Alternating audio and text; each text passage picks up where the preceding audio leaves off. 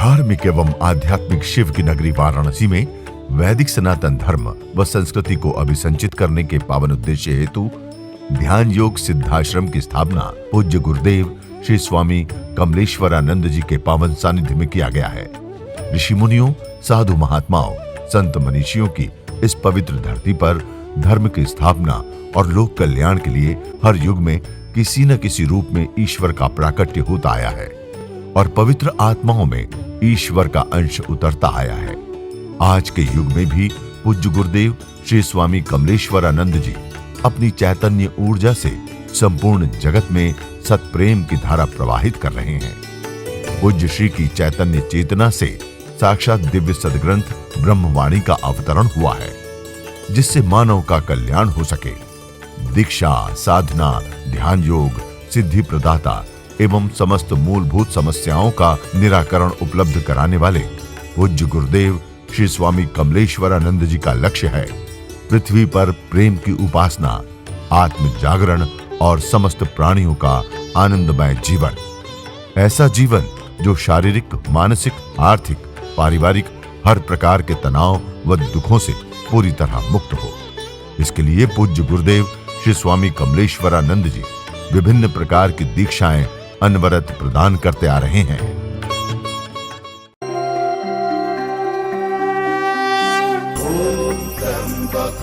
यजामहे सुगंधिं पुष्टिवर्धनम् उर्वारुकमिव बन्धना मृत्युर्मुक्षीयमामृतात्। एक बार नहीं मैं तो बार बार गाया हूँ, मुझे बितारो, मुझे बितारो, मुझे बितारो ना, मैं तो तेरे द्वार आया हूँ। मुझे बितारो ना, मैं तो तेरे द्वार आया हूँ। मैं नादान हूँ, दुनिया से भी अनजाना हूँ, और ये सच है कि प्रभु जी तेरा दीवाना हूँ। ठोकरे दुनिया की गुरुवर में बहुत खाया हूँ, होके लाचार तेरे द्वार पे मैं आया हूँ, होके लाचार तेरे द्वार पे मैं आया हूँ। मुझे भी तारो, मुझे भी तारो, प्रभु मुझे तारो ना, मैं तो तेरे द्वार आया हूँ। मुझे भी तारो ना, मैं तो तेरे द्वार आया हूँ।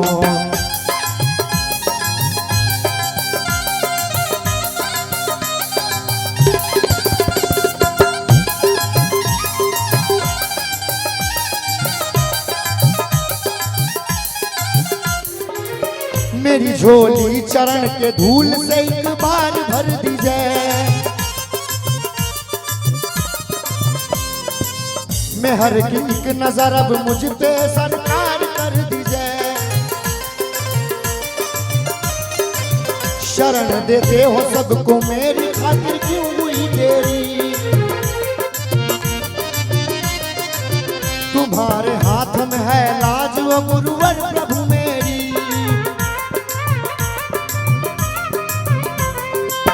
तुमसे कब हूँ मैं दूर, मैं तेरा ही साया हूँ। तुमसे कब हूँ मैं दूर, मैं तेरा ही साया हूँ। मुझे भी तारो ना, मैं तो तेरे द्वार आया हूँ। मुझे भी तारो ना, मैं तो तेरे द्वार आया हूँ।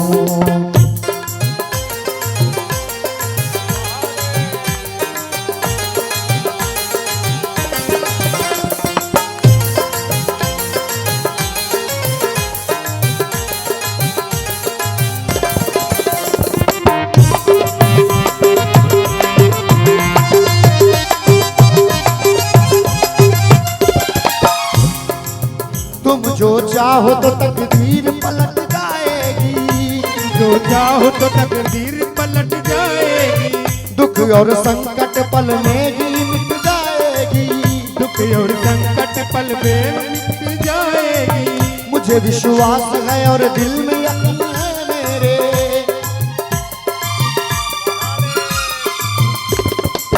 छोड़कर आपकी चौखट को अगर जाऊंगा,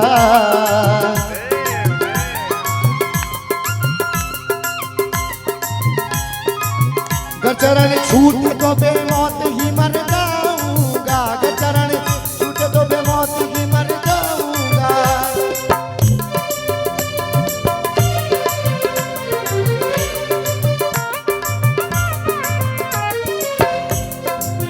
बहुत हुआ सुन लो, मैं भी अब तो ठान आया हूँ।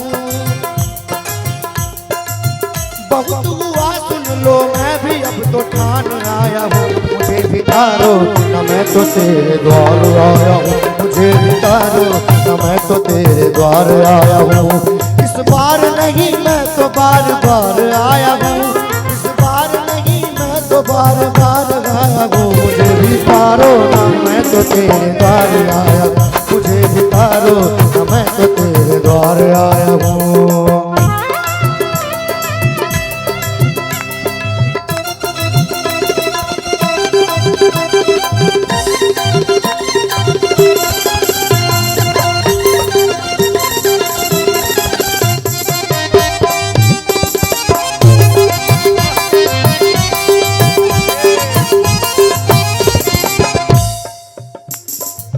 तुम्हारे नाम के प्याले को पी रहा हूँ मैं, कृपा से आपकी दुनिया में जी रहा हूँ मैं।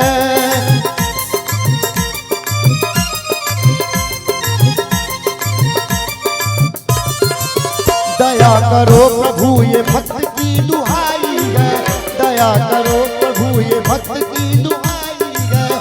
मैं गिरगिरी बना दो सबकी बनाई है, मेरी बिगड़ी बना दो सबकी बनाई है। मेरी भी नैया पार कर दो,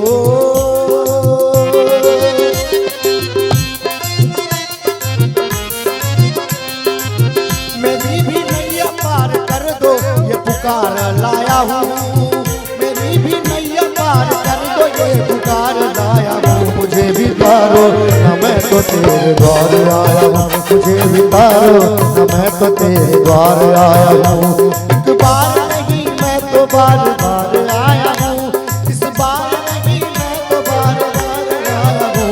मुझे तारो न मैं तो तेरे द्वार आया हूँ, मुझे तारो न मैं तो तेरे द्वार आया हूँ। मुझे भी तारो न मैं तो तेरे द्वार आया हूँ, मुझे तारो न मैं तो तेरे द्वार आया हूँ। मुझे भी तारो न मैं तो तेरे द्वार आया हूँ, मुझे तारो न मैं तो तेरे द्वार आया हूँ। मुझे भी तारो न, मुझे भी तारो न, मुझे भी तारो न तारो न तारो न तारो न तारो न तारो न तारो, मुझे तारो न मैं तो तेरे द्वार आया हूँ। मुझे भी तारो न मैं तो तेरे द्वार आया हूँ, तेरे द्वार आया हूँ, तेरे द्वार आया हूँ, तेरे द्वार आया हूँ।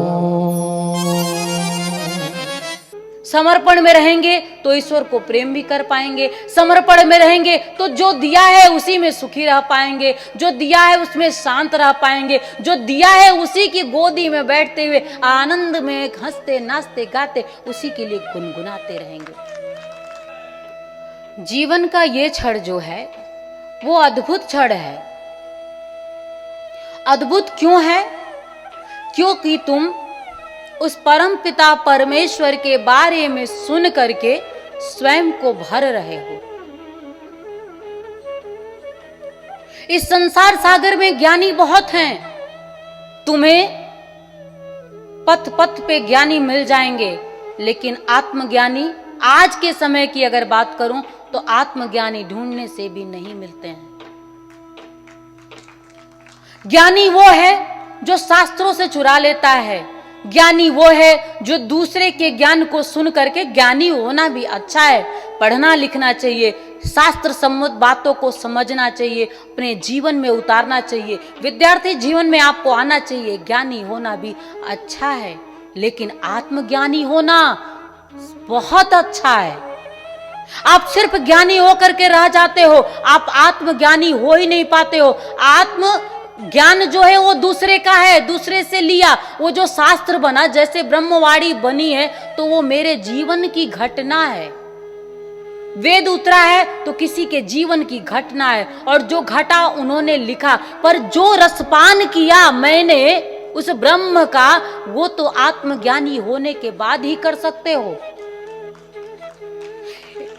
इसीलिए मैंने कहा ज्ञानी होना अच्छा है, लेकिन आत्मज्ञानी होना उससे भी अच्छा है। दूसरी चीज, आत्मज्ञान में तुम्हारी चेतना उभर करके आती है। तुम्हारे अंदर उस परमात्मा ने ऊर्जा जो भरी है, प्रज्ञा के रूप में, प्रेम के रूप में, उसका प्रवाह निकलता है। और उसके लिए तुम्हें कुछ भी करने की आवश्यकता नहीं है, सिर्फ और सिर्फ स्वयं की ओर चलने की आवश्यकता है, सद्गुरु के माध्यम से।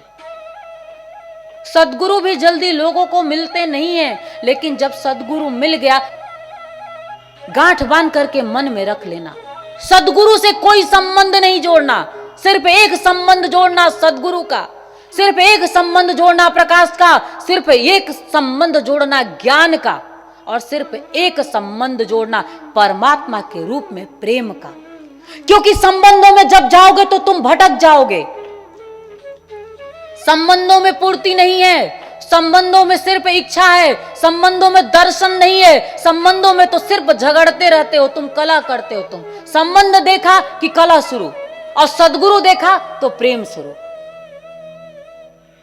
इसलिए सद्गुरु को उस परम की चेतना के रूप में देखना, उस शिव के रूप में देखना, और उस शिव से आत्मज्ञानी होने के लिए प्रार्थना करना कि प्रभु मेरे भी ज्ञान चक्षु जागृत हो। ज्ञान चक्षु मीरा की तरह, मीरा का जो ज्ञान है, प्रेम से जो ज्ञान, जिस उद्भव जो होता है, वही संसार को सुख दे पाता है। तुलसी का ज्ञान मानस के रूप में इसीलिए पूजनीय है क्योंकि उन्होंने राम की भक्ति की है, और जब भक्ति की तो हृदय से प्रेम झरा, और प्रेम रस ही रामचरितमानस के रूप में भरा गया। इसीलिए उस कथा को कह कह करके, राम कह कह करके लोग आनंदित होते रहते हैं, क्योंकि माध्यम क्या है? प्रेम है। किसी पंडित को बता दो जरा, उसने अगर वो लिखा भी होगा ना, तो 4 शास्त्रों को इकट्ठा करके एक अपना शास्त्र बना दिया होगा, और कोई नाम दे दिया। आज बहुत सारे लोग किताबें लिख लेते हैं, लेकिन बहुत किताबें लिखने की जरूरत नहीं है। प्रेम पथ पे बढ़ चलने की जरूरत है, और अपने हृदय को ऐसा जागृत करना है कि ब्रह्म ऊर्जा उतर करके आ जाए, क्योंकि उसका प्रकाश जब फैलेगा ना, तो पूरे संसार में उजाला आ जाएगा। वैसे तो वो हर पल प्रकाशित है तुम्हारे हृदय में। मुझे तो बस इसलिए याद दिलाने की आवश्यकता होती है क्योंकि तुम भूल गए, तुम स्मृति में नहीं रख पाते हो उस ब्रह्म को। इस संसार की माया में तुम ऐसे उलझे कि एक पल तुम्हारे पास समय नहीं है उस मेरे प्यारे के लिए बैठने के लिए। ध्यान तक तुम नहीं कर पाते हो उसका। तुम कहते हो हर पल ध्यान। अभी पूछ दूं मैं तुमसे कि क्या कभी पूजा पाठ ध्यान उपासना करते हो, तो तुम्हारे पास कोई उत्तर नहीं होगा। तुम आंखें नीचे करके मेरे समक्ष खड़े हो जाओगे, क्योंकि एक पल भी तुम समय नहीं दे पाते हो। अगर बैठ भी गए पूजा के स्थान पे, तो तुम्हारे दिमाग में चलता रहता है कि 1000 संसार के काम करने। राम नाम सत्य होगा तब तुम ध्यान करोगे क्या शिव का? क्या तब वो तुमको ये ऊर्जा देने के लिए आएंगे कि तुम इस शरीर में आनंद से जी सको? जब शरीर का ही राम नाम सत्य हो गया, तो जीने के लिए क्या फिर जन्म लेकर के आओगे? क्यों कुछ छोड़ते हो? समय आएगा तो जिएंगे। नहीं, कोई समय नहीं आने वाला है। इस पल में जियो तुम, तो हो सकता है कि आने वाला समय तुम्हारा होगा। और अगर तुम इस पल को कल के लिए छोड़ते जाओगे, तो न कल मिलेगा और न आज। तुम ऐसे ही भटकते हुए संसार में समाप्त हो जाओगे, और मैं तुम्हारी समाप्ति नहीं चाहती। इस बात पे ताली मत बजाना, क्योंकि मैं तुम्हारी समाप्ति नहीं चाहती। मैं तो तुम्हारी जिंदगी को यहीं पर स्थापित करना चाहती हूं, भगवान राम के जीवन की तरह। तुम्हें एक ऐसी स्थिति में पहुंचाना चाहती हूं, तुम्हें प्रतिष्ठा दे देना चाहती हूं मैं। और उस प्रतिष्ठा के लिए तुम्हें स्वयं के हृदय की ओर झांकना जरूरी है। जितने भी संसार सागर में बुद्ध को देखें तो यही की बात है, चूंकि इसलिए बुद्ध बार बार याद आते हैं। वैसे भी बुद्ध ज्ञान के रूप में पूरे संसार में पूजे जाते हैं, इतना ज्ञान उन्होंने दिया। जिस महल के पीछे तुम भागते हो, उस महल को छोड़ करके वो सत्य की ओर बढ़ चले। क्यों बढ़ चले? क्योंकि उन्होंने ये समझा कि कुछ तो है इस सत्य की खोज में, और जो खोजा और जो पाया, वो राजा होते हुए इस संसार सागर को कुछ भी नहीं दे पाए होते। सद्गुरु होने के बाद जो उन्होंने इस संसार में आनंद का जो प्रवाह दिया, जो शांति का प्रवाह दिया, वो अपने आप में अद्भुत है। अस्तो मां सद्गमय। हे प्रभु, आप हमें असत जो नश्वर है, संसार जनित है, इससे पार परे जो शाश्वत है, सदाशिव, जो सत्य है सदाशिव, जो आनंद है सदाशिव, उस ओर ले चले। ऐसी एक प्यास जब शिष्य में होती है, अपने सदगुरु के समक्ष बैठकर महाशिवरात्रि के उस दिव्यतम पावनतम बेला में ऐसी पुकार जब शिष्य करता है, तो इस संसार जनित जो माया जनित ये जो संसार है, उससे पार परे उसकी दृष्टि उसे प्राप्त होती है। यद्यपि संसार में रहते हुए भी सभी पद पदार्थों का उपभोग करते हुए, सभी पद पदार्थों का सदुपयोग करते हुए इनसे मोहासक्त नहीं होता। स्वजन सगे संबंधियों के बीच रहते हुए हमारी दिव्यता, हमारी शिष्यता, हमारी संपूर्णता और मानव जीवन की परिपूर्णता इसी बात में है कि हम इसमें रहते हुए इससे विलग हो जाएं। यही सदाशिव की सच्ची उपासना है।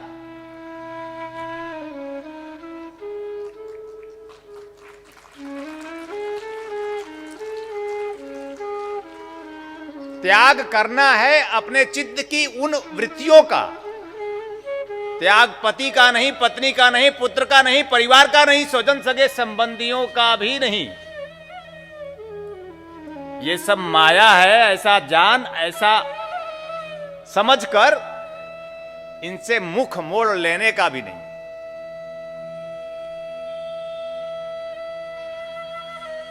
हम गृहस्थ हैं जो अपने घर में अवस्थित है। मैंने कभी कहा था कि गृहस्थ जीवन अच्छा है और सन्यासी जीवन उससे भी अच्छा है। पर क्या हम सन्यासी बनना चाहते हैं? क्या हम सन्यासी होना चाहते हैं? क्या हम सन्यास धारण करना चाहते हैं? बिरला कोई ऐसा मानस बना पाता हो, और संभवतः उसमें भी बहुत बहुत जो इस संसार में दुखी, चिंतित, परेशान स्वजन सगे संबंधियों के बीच में अपनी स्थिति स्थित नहीं कर पाते और घर से एक अपमानजनक स्थिति में होते हैं, वो पलायन कर जाते हैं। संसार दुख है, उनके अनुरूप नहीं है, इसलिए वो सन्यासी बन जाते हैं। सन्यासी की परिभाषा किसी वेशभूषा से नहीं है। सन्यासी की परिभाषा किसी परिवार का त्याग कर उससे पलायन करने से भी नहीं। सन्यासी की परिभाषा है जीवन की संरचना अति वो सुंदर बना दे।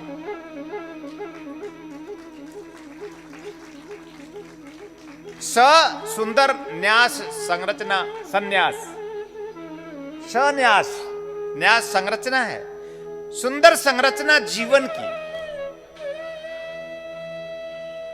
इसी संसार में सुंदर संरचना कैसे बनेगा? इसी संसार में रहते हुए।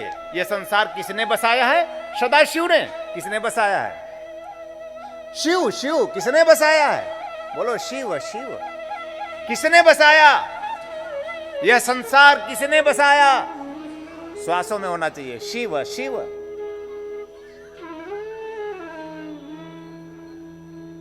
कुछ भी, माता शिव शिव, पिता शिव शिव, पुत्र शिव शिव, पुत्री शिव शिव, आहा, कहिए ना आहा। हम ऐसी दृष्टि प्राप्त कर लेना चाहते हैं, हम ऐसी दिव्यता प्राप्त कर लेना चाहते हैं, हमारी नजर जहां पड़े शिव शिव हो, सदा शिव से ही आच्छादित यह जगत। राम राम।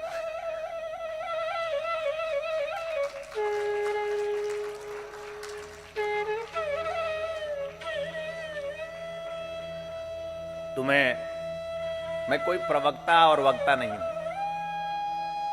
मैं तुम्हारा जीवंत प्राण हूं, छलछलाता हुआ, उमंगित तरंगित, तुम में भी उमंग भर देना चाहता हूं और तुम्हें भी तरंग से पूर्ण कर देना चाहता हूं।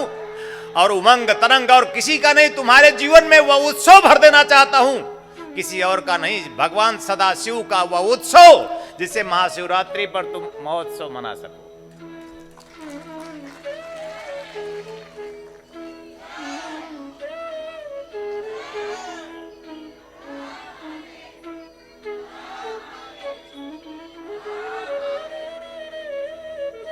तो गृहस्थ जीवन अच्छा है, अगर हमारे जीवन में सद्गुरु प्राप्त हो जाए तो सुंदर है। अगर हमारे जीवन में, गृहस्थ जीवन में कोई ऐसा सद्गुरु प्राप्त हो जाए तो सत्य है। अगर गृहस्थ जीवन में सद्गुरु ऐसा प्राप्त हो जाए तो शिव है।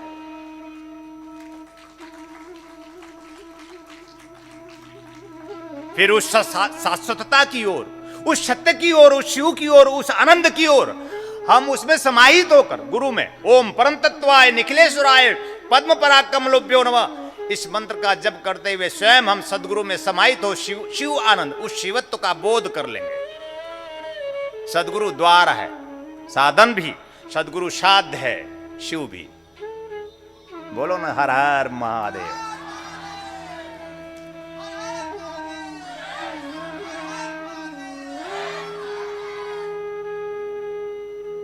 पर तीसरी बात, गृहस्थ में रहकर सन्यासी होना सबसे अच्छा है।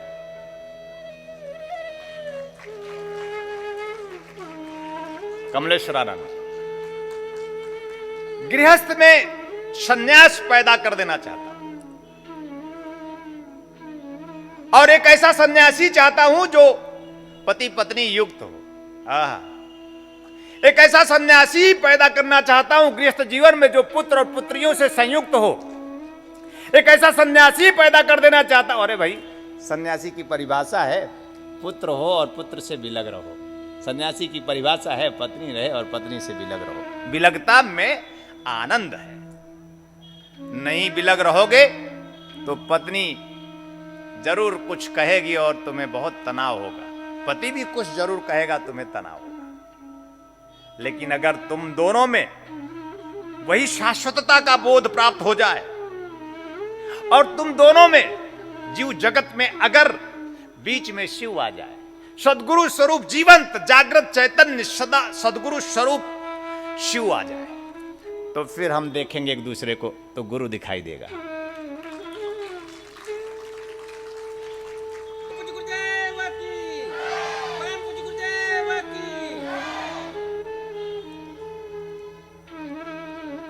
सन्यास चाहता हूं जीवन का, गृहस्थ में ही सन्यासी पैदा करना चाहता हूं। भारत का कोई ऐसा ऋषि जिसके पास पति ना हो, पत्नी ना हो, पुत्र ना हो, परिवार ना हो? अरे भारत का कोई ऐसा भगवान बताओ जिसके पास पति पत्नी पुत्र और परिवार ना हो? तालियां। फिर हम कौन से सन्यासी बनते हैं?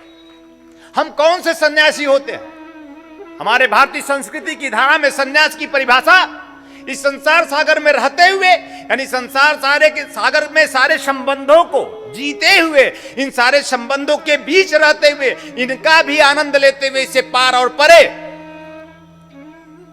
भगवान सदाशिव, भगवती पराम्बा, जगदम्बा, माता पार्वती हमारे लिए दृष्टांत है।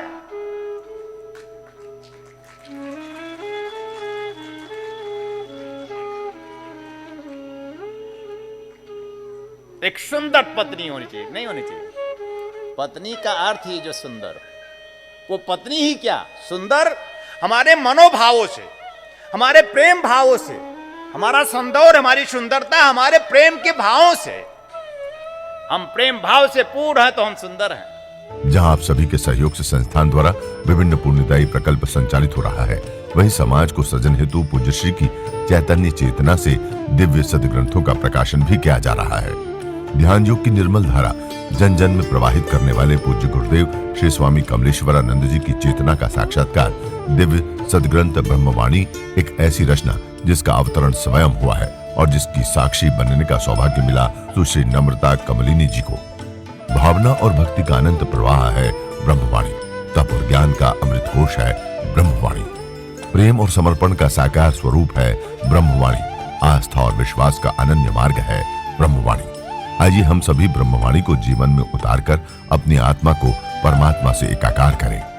गुरुदेव एवं सुश्री नम्रता कमलिनी जी द्वारा रचित मानव उपयोगी विभिन्न विषयों पर साधनात्मक रहस्यों से परिपूर्ण और भी पुस्तकें हैं, जैसे श्री गुरु रहस्यम, साधना विधान रहस्यम, गुरु पादुका विधान रहस्यम, यज्ञ विधान रहस्यम, षोडश संस्कार दीक्षा रहस्यम, साधना सामग्री रहस्यम, भीगी पलके, कर लो आसमां मुट्ठी में तथा पूज्य गुरुदेव के दिव्य प्रवचनों भजनों का संग्रह प्राप्त करने और भारतीय संस्कृति की धरोहर गोपनीय रहस्यों से भरपूर जीवन की समस्त समस्याओं का समाधान कराने वाली मासिक पत्रिका निखिल सत्य दर्शन की सदस्यता एवं ध्यान योग जन जागृति सेवा संस्थान के दैविक कार्यों व सेवा प्रकल्पों में सहयोग करने तथा अपने गांव शहर में सत्संग साधना शिविरों एवं कथा आयोजन हेतु संपर्क करें 8108666991, 8108666992, 8108666993, 8108666994, व्हाट्सएप नंबर 8108188488,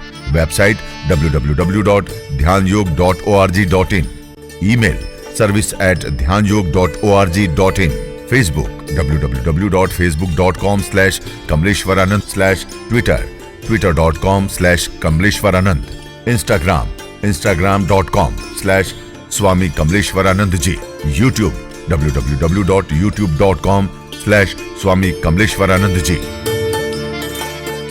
दिव्य ऋषि फार्मेसी आपके लिए लेकर के आए हैं ज्वाइंट केयर टैबलेट और ऑयल, जोड़ों के दर्द से राहत पाने के लिए और मजबूत हड्डियों के लिए। इसमें मौजूद प्रोटीन्स तथा विटामिन्स हड्डियों को मजबूती प्रदान करते हैं।